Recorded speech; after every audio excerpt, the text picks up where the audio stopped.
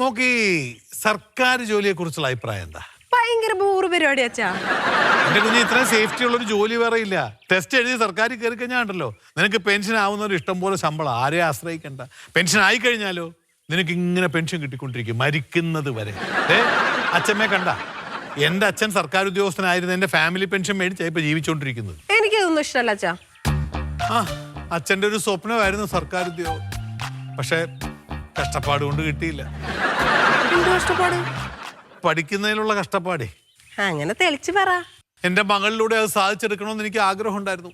നിന്നെ കൊണ്ട് അതിന് കഴിയും, നിന്നെ കൊണ്ട് മാത്രമേ പറ്റൂ. അച്ഛാ, കാനഡയിൽ പോണെന്ന് സ്വപ്നം കണ്ടിരിക്കണ എന്നോട് അച്ഛത് പറയാൻ പാടില്ലായിരുന്നു. ഈ കാനഡയിൽ അമേരിക്കയിൽ എവിടെയൊക്കെ പോകണമെന്ന് കുറെ നാളായില്ലേ പറഞ്ഞോണ്ടിരിക്കുന്നു. എന്നിട്ട് വല്ലതും നടക്കുന്നുണ്ടോ ഇത്ര നാളായിട്ട്? ഓഹോ, പച്ചൻ കണക്ക് പറഞ്ഞു തുടങ്ങിയല്ലേ? ഇനി മോളെ കണക്ക് പറഞ്ഞൊന്നും അല്ല. നീ ഇപ്പൊ ഈ സർക്കാർ ഉദ്യോഗത്തിൽ കേറിയെന്ന് വെച്ചോ, കുറച്ചു നാൾ ജോലി ചെയ്ത് കഴിഞ്ഞാൽ നിനക്ക് ലീവ് എടുത്ത് അമേരിക്കയിലോ കാനഡയിലോ എവിടെ വേണേ പോവാന്നേ. ഞാൻ കാരണം വേറെ ഒരാളുടെ അവസരം നഷ്ടപ്പെടുന്ന മോശമല്ല അച്ഛാ.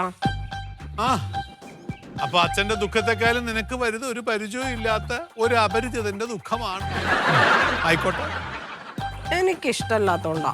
അപ്പൊ നിനക്ക് സർക്കാർ ഉദ്യോഗം ഇഷ്ടമല്ല. അച്ഛന് വേറെ മക്കളുണ്ടല്ലോ, അവരോട് പറ. അവരുടെ കാര്യം ഞാൻ നോക്കിക്കോ, നീ ബുദ്ധിമുട്ടുണ്ട്. നീ ഇതുകൊടുത്ത് ഇങ്ങനെ രാവിലെ ഹലോ കേസ് കിലോ കേസ് എന്ന് വായി നോക്കി നടന്നോടി. ഒരുത്ത കേട്ടോ.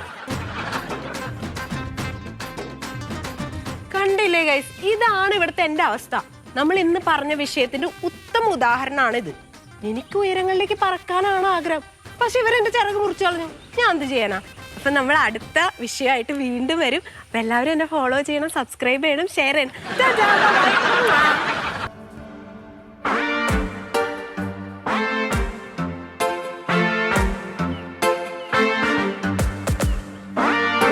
ഇതെന്നാ മക്കളെ ഇതെല്ലാം കൂടെ പൊറിപ്പിച്ചിരിക്കുന്നത്? ഇത് വെറുതെ ടെസ്റ്റ് ചെയ്യാൻ വേണ്ടിട്ട് ലിപ്സ്റ്റിക്കിന്റെ ഷെയ്ഡൊക്കെ.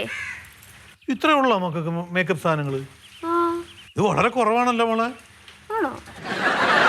അച്ഛൻ നിനക്ക് കുറച്ച് സാധനം മേടിച്ചു തരുന്നുണ്ട് കേട്ടാ. ശരിക്കും? എന്റെ അച്ഛൻ തന്നെയാണ് ഈ പറയണത്? പിന്നെ സത്യവാ പറഞ്ഞ, മേടിച്ചു തരും. എന്നാ പിന്നെ ഞാൻ ലിസ്റ്റ് ഉണ്ടാക്കി തരാം. അത് ധൃതി പിടിക്കണ്ട, പതുക്കെ റെഡിയാക്കിയാൽ മതി. ഞാൻ ഇപ്പൊ വേണമെങ്കിൽ ഉണ്ടാക്കി തരാം. വേണ്ടെന്ന് പതുക്കെ റെഡിയാക്കിയോ, നിന്റെ സൗകര്യം അനുസരിച്ച് ഉണ്ടാക്കിയാൽ മതി. അച്ഛൻ മേടിച്ചു തരും കേട്ടോ. മക്കൾക്ക് ഈ സർക്കാർ ജോലിയെ കുറിച്ചൊക്കെ എന്താ അഭിപ്രായം? നല്ല അഭിപ്രായമല്ലേ? ശമ്പളത്തിന് പിറമെ കിമ്പളം കൂടി കിട്ടും. അടിപൊളി. നിനക്കേ ഉള്ളു മോളെ ബുദ്ധി. നിന്റെ ആ മൂത്ത സാധനം ഉണ്ടല്ലോ, ഒരു ബോധവും ഇല്ല, വിവരവും ഇല്ല ഈ കാര്യത്തെ കുറിച്ചൊന്നും. എന്നെ പോലെ എല്ലാവർക്കും ബുദ്ധി കൊടുക്കണമെന്നില്ലല്ലോ അച്ഛാ. കറക്റ്റ്. മോളൊരു പണി ചെയ്യണം, ഇടയ്ക്ക് സമയം കിട്ടുമ്പോഴേ ആ PSC ടെസ്റ്റിനുള്ള ബുക്സ് ഒക്കെ വാങ്ങിച്ച് പഠിച്ചൊരു സർക്കാർ ഉദ്യോഗം മേടിച്ചെടുക്കണം. ഉറപ്പായിട്ടും അച്ഛാ. ഡീൽ? ഡീൽ. കുറച്ച് ഇട്ടരട്ടെ? പെണ്ണുങ്ങൾക്കുള്ളതല്ലേ. ക്യൂട്ടസ് ഇടാം. വേണ്ടടി, നീ ഇതിട്ടിട്ട് അങ്ങോട്ട് ചെല്ലുമ്പോ നിന്റെ അമ്മ കണ്ടിട്ടേ എന്തിനാ വെറുതെ എന്റെ സൗകര്യം കളയുന്നത്? അമ്മ എന്താ പറയാ, അമ്മ ഇടാറില്ലേ? ആ, അമ്മ ഇട്ടോട്ടെ, ഞാനിട്ടാ കുഴപ്പം. നമ്മൾ എന്ത് ചെയ്താലും കുഴപ്പമാണല്ലോ നിന്റെ അമ്മയ്ക്ക്. അതുകൊണ്ട് വേണ്ട, ഞാൻ ഇങ്ങനെയൊക്കെ അങ്ങ് ജീവിച്ചു വെക്കോളാം.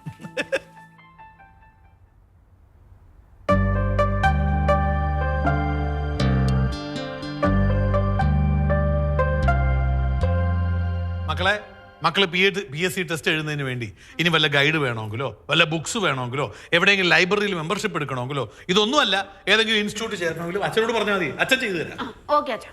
നമ്മൾ എന്തെങ്കിലും തയ്യാറെടുപ്പോടെ വേണം.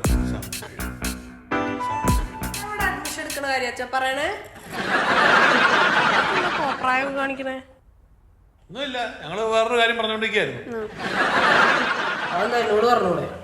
ഞങ്ങൾ തമ്മിലൊരു രഹസ്യം പറയുന്നതിന് നീ എന്തിനാണ് അവിടെ വരുന്നത്? അതെ, എന്തിനാണ് അവിടെ വരുന്നത്? മതിയല്ലേ? ചില കാര്യങ്ങൾക്കൊക്കെ അങ്ങനെയൊക്കെയാ. അച്ഛ ഇവളെ PSC പഠിപ്പിക്കാൻ വിട്ടിട്ടൊന്നും ഒരു കാര്യമില്ല. ഇവക്ക് ഈ ആമ്പിള്ളേരെ വായി നോക്കാനൊക്കെ അറിയുള്ളൂ. ആമ്പിള്ളേരെ വായി നോക്കി നിന്ന് മറ്റവൻ ചുമ്മാ എന്നെ പറയണത്. ഞാൻ പറഞ്ഞത് സത്യാട്ടാ.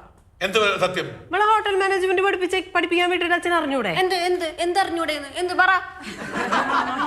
ഇവിടെ ആർക്കും മറവിയൊന്നുമില്ല, പറ. മക്കളെ, ഇവള് പറയുന്നു നീ കേൾക്കണ്ട.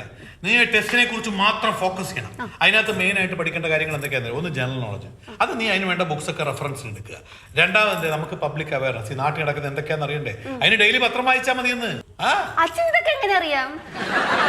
എൻ്റെ അച്ഛന് വലിയ ആഗ്രഹമായിരുന്നല്ലോ എന്നെ ഒരു PSC ടെസ്റ്റ് എഴുതി പാസ്സാക്കണം. അതിനുവേണ്ടി അദ്ദേഹം എനിക്ക് എന്ന ഉപദേശം എനിക്കോ പ്രയോജനം ഉണ്ടായില്ല. എന്നാ പിന്നെ നിനക്ക് ഇരിക്കട്ടെ എന്ന് പറഞ്ഞ് നിനക്ക് അറിവ് പകർന്നു തരുന്ന ഈ ജനറൽ നോളജ് ഒക്കെ ഇവക്ക് ഭയങ്കര പാടായിരിക്കും. ഒരു കുഴപ്പം ഉണ്ടാകും.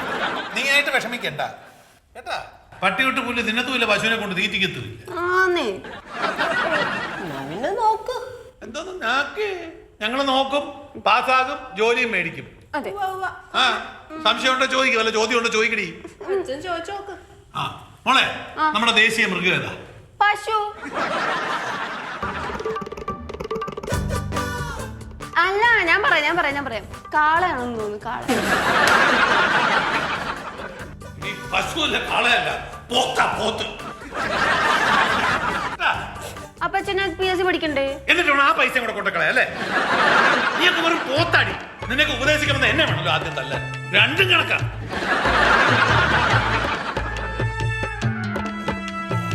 എന്തിനാ കിടന്ന് കടിക്കുന്നത്? ദേശമൃഗം ഏതാണെന്ന് അറിയാവോ? നീ ഗൂഗിൾ ചെയ്ത് നോക്ക്.